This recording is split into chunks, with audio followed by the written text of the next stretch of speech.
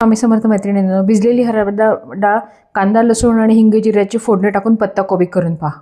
तुम्ही चव विसरणार नाही. ही डब्यात तर छान लागते, पण घरीसुद्धा तुम्ही थंड झाली तरीसुद्धा तिची टेस्ट बदलत नाही. तर या पद्धतीने पत्ताकोबी छान उभा श्रेड चिरून घ्यायचा. हरभऱ्याची डाळ 1 तासभर आधी भिजवून ठेवायची. गरम पाण्यात भिजवली तर ती पटकन भिजते. कढईत तेल टाकायचं, जरा बरं तेल टाकायचं, कारण आपल्याला याच्यात पाणी घालायचं नाही. आणि हिंग आणि मोहरीची फोडणी करायची छान अशी कडकडीत. त्याच्यानंतर त्याच्यामध्ये थोडासा कढीपत्ता घालायचा आणि मग हा उभा चिरलेला कांदा घालायचा. आणि हे जे फोडणी आहे ती एकसारखी कांदा थोडासा तांबूस होईपर्यंत परतवायचा. आणि त्याच्यानंतर त्याच्यामध्ये भरपूर असा कुटलेला लसूण घालायचा आणि हे छान असं गुलाबी होईस तोपर्यंत परतवायचं. ते छान असा कलर चेंज झाला की याच्यामध्ये मग हळद घालायची.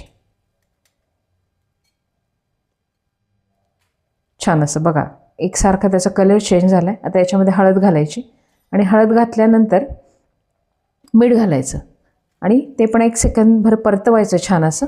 आणि मग त्याच्यामध्ये तो चिरलेला कोबी, हरभऱ्याची डाळ, हे सगळं धुतलेलं पाणी नितरलेलं त्याच्यात टाकायचं आणि छान असं एकसारखं परतवून घ्यायचं. हळदीने कोबीचे न्यूट्रिएंट्स प्रिझर्व होतात, कारण हळदी प्रिझर्वेटिव्ह असते आणि तिचा जो एक उग्र वास असतो तर ती हळदी तेलात परतल्यामुळे त्याचा ती चव पण त्याची निघून जाते. आणि नंतर 2 ते 3 मिनिटाची मोठी वाफ घ्यायची. रिड्यूस होते कोबी छान अशी. आणि त्याच्यानंतर मग त्याच्यामध्ये लाल तिखट, धणे जिऱ्याची पूड आणि काश्मीरी लाल मिरची. पण माझं हे तिखटामध्येच सगळं आहे, त्याच्यामुळे मी फक्त तिखट घातलं आणि थोडीशी लाल मिरचीची पूड घातली आणि एकसारखं सगळं मिक्स करून घेतलं. आणि तेलात टाकायची काही गरज नाही लाल तिखट. वरनं टाकलं तर त्याचा कलर पण छान लागतो आणि तेल असतंच त्याच्यामध्ये, त्याच्यामुळे मग ती परतली पण जाते छान अशी. बघा छान अशी परतवली की त्याच्यावर झाकण ठेवून द्यायचं परत आणि कमी गॅसवर उचलवून ठेवायची ती.